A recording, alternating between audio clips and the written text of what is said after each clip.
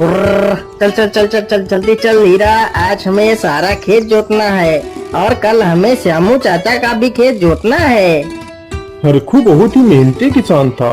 वह दिन भर अपने बैलों के साथ मिलकर लोगों के खेत जोता करता था और उसी से अपना गुजारा करता था। अरे बाप रे बाप, इतनी कड़कती धूप में तो मेरे पैर आगे ही नहीं बढ़ रहे हैं। चलो थोड़ा सा पानी पी लेता हूँ, फिर आराम से खेत की जुताई करूँगा। हरखू आराम से पेड़ की छांव में बैठकर पानी पीने लगता है।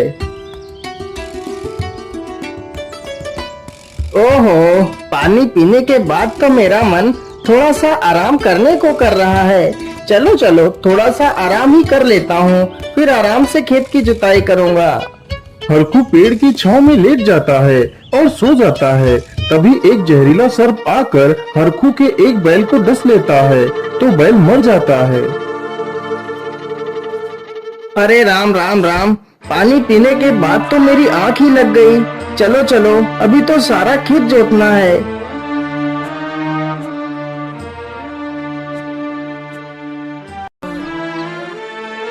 अरे ये क्या हो गया मेरे बैल को? हे भगवान, मेरे बैल को तो किसी जहरीले सर्प ने काट लिया है। अब मैं क्या करूँगा? अपनी रोजी रोटी कैसे चलाऊंगा? हे ऊपर वाले, ये तूने क्या कर दिया? अब मैं किससे मदद मांगूंगा? बैल के मरने की वजह से हरखू बिलख बिलख कर रोने लगता है। तभी वहाँ से एक साधु गुजरता है। क्या बात है पुत्र, तुम क्यों रो रहे हो? बाबा, मैं तुम्हें क्या बताऊं, मेरा नाम हरखू है। मेरे पास 2 बैल हैं। उन दोनों बैलों के अलावा मेरा इस दुनिया में कोई नहीं है। इन बैलों के सहारे मैं मजदूरी करके अपना पेट पालता हूँ, लेकिन आज मेरे बैल को किसी जहरीले सर्प ने काट लिया है, जिससे मेरा एक बैल मर गया है। अब मैं क्या करूँगा बाबा? अपने लिए मैं खाना कहाँ से लाऊंगा? पुत्र, तुम परेशान मत हो। मैं तुम्हारे बैल को तो जीवित नहीं कर सकता, मैं नियति को नहीं बदल सकता, लेकिन मैं तुम्हें एक जादुई थाली देता हूँ। इस थाली से तुम जो भी खाने की वस्तु मांगोगे वह तुम्हें थाली में मिल जाएगी। इतना सुनते ही हरखू के चेहरे पर खुशी झलक पड़ती है। फिर साधु उसे एक जादुई थाली देता है। हरखू जादुई थाली लेकर वहाँ से घर की ओर निकल पड़ता है।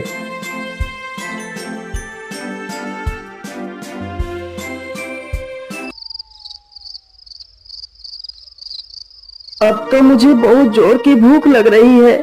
चलो जल्दी से मैं उस थाली से कुछ खाने को मांगता हूँ। ये जादुई थाली, मुझे बहुत जोर की भूख लगी है। मुझे एक प्लेट दाल चावल दे दो। हरखू के इतना बोलते ही थाली दाल चावल से भर जाती है। अरे वाह वाह, सच में यह थाली तो दाल चावल से भर गई है। अरे वाह, साधु बाबा तो सत्य कह रहे थे। अब मेरा सारा जीवन इस थाली के सहारे कट जाएगा। आपका बहुत बहुत धन्यवाद साधु बाबा।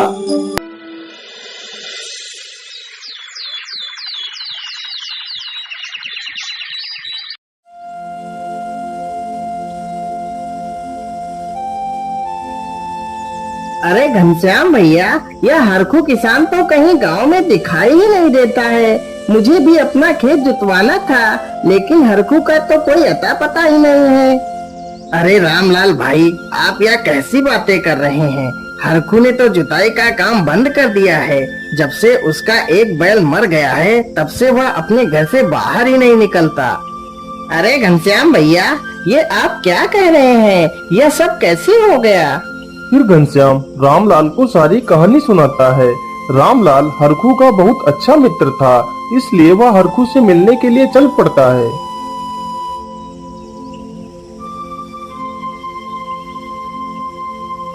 अरे हरखू भाई, तुम कहाँ हो? देखो मैं तुमसे मिलने आया हूँ। अरे ये कौन मुझे बुला रहा है? चलो चलकर देखता हूँ। अरे मित्र, तुम बोलिए, कैसे आना हुआ मित्र? और तुम बाहर ही क्यों खड़े हो? अंदर चलो। बोलिए मित्र, तुम्हारा यहाँ आना कैसे हुआ? अरे भाई, मैं तुम्हें क्या बताऊं, मुझे अपना खेत जुतवाना था, तो इसीलिए मैं तुम्हारे पास आया था। लेकिन तुम्हारे बैल के बारे में सुनकर मुझे बड़ा दुख हुआ। लेकिन भाई, होनी को कौन टाल सकता है? अच्छा ठीक है, अब मैं चलता हूँ। मैं किसी और से खेत की जुताई के लिए उसे ढूंढता हूँ। अरे रामलाल भाई, आप तो इतने दिनों के बाद मेरे घर आए हैं, तो कुछ खा पी लीजिए, फिर चले जाइएगा। अरे जिसे खुद का खाने का ठिकाना ना हो, वह मुझे क्या खिला सकता है? क्या हुआ मित्र, तुम चुपचाप क्यों बैठ गए? तुम क्या सोच रहे हो? बताओ तुम्हें क्या खाना है? मित्र, वैसे तो मेरा मन दही और जलेबी खाने को कर रहा है, लेकिन दही जलेबी मेरी किस्मत में कहाँ। रामलाल भाई, आप चिंता मत करिए, मैं तुम्हारे लिए दही जलेबी लेकर आता हूँ। इतना कहकर हरखू तुरंत ही अपनी जादुई थाली के पास जाता है। हे जादुई थाली, मुझे दही जलेबी दे दो।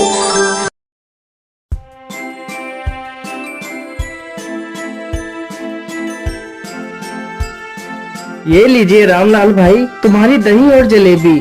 अरे ये मैं क्या देख रहा हूँ, जिसके पास खुद को खाने के लिए एक पैसा नहीं है, वह मुझे दही जलेबी कैसे खिला सकता है? यह बात मुझे कुछ हजम नहीं हो रही है। रामलाल चुपचाप दही जलेबी खाता है और उठकर वहाँ से चला जाता है।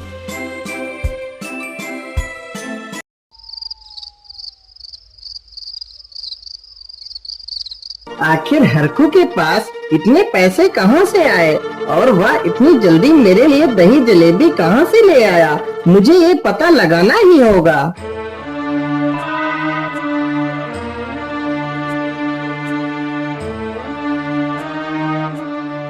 अगले ही दिन से रामलाल चुपके से हरखू के घर के बाहर से उस पर नजर रखता है।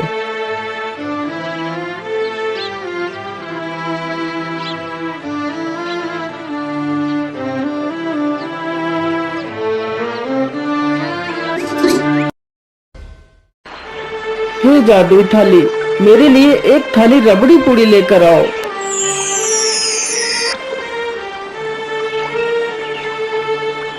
अरे बाप रे बाप, तो यह बात है, इसके पास तो जादुई थाली है। क्या करूं, क्या करूं? मैं इस थाली को कैसे लूं? कोई उपाय सोचना होगा।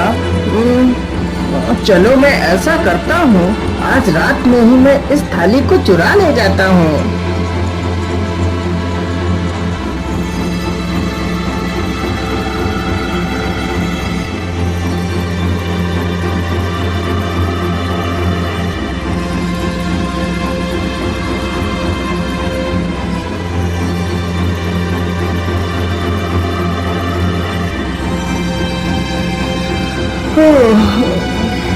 चलो सुबह तो हो गई है, मैं थाली से कुछ चावल मांगकर चिड़ियों को खिला देता हूँ। अरे मेरी थाली कहाँ गई? मेरी थाली तो यहीं पर रखी थी, तो फिर थाली कहाँ जा सकती है? हे भगवान, मेरी थाली को कौन चुरा कर ले गया? हरखू दुखी मन होकर फिर से उसी पेड़ के पास जाकर रोने लगता है। तभी वहाँ पर वह साधु गुजरता है। अरे बेटा, अब तुम्हें क्या हुआ? अब तुम क्यों रो रहे हो? बाबा, मैं तुम्हें क्या बताऊं? आपने मुझे जो थाली दी थी, वह थाली कोई चुरा कर ले गया है। अब मैं क्या करूं बाबा, आप ही बताइए। बेटा, तुम परेशान मत हो, मैं अभी ध्यान लगाकर देखता हूँ तुम्हारी थाली किसने चुराई है। फिर साधु ध्यान लगाकर देखता है। बेटा, तुम्हारी थाली तुम्हारे मित्र रामलाल ने चुराई है।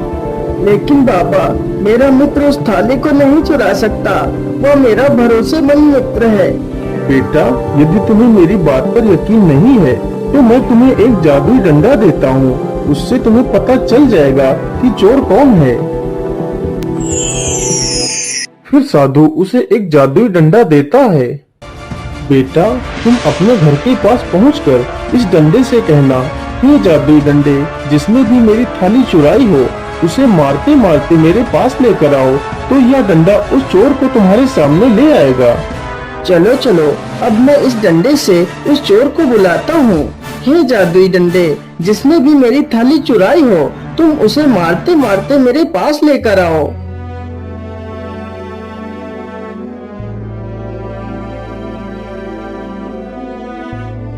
अरे अरे, ये क्या नई मुसीबत है? यह डंडा हवा में कैसे उड़ रहा है? तभी वह जादुई डंडा रामलाल की पिटाई करने लगता है।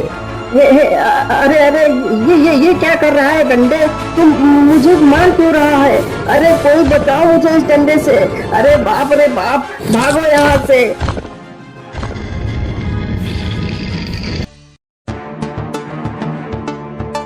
अरे हरकू, मेरे मित्र, मुझे इस डंडे से बचा लो, नहीं तो यह डंडा मुझे मार डालेगा। नहीं, मैं तुझे नहीं बचाऊंगा। तू मेरा मित्र होकर भी मेरी थाली चुरा ले गया। अब तुझे यह डंडा नहीं छोड़ेगा जब तक तू मुझे मेरी थाली वापस नहीं करेगा। हाँ भाई, मैं तो तुम्हारी थाली वापस कर दूंगा। कृपया कर मुझे इस डंडे से बचा लीजिए। अच्छा, तुम रुक जाओ जादुई डंडे, तुम शांत हो जाओ। रामलाल तुरंत अपने घर जाता है और थाली लेकर आ जाता है।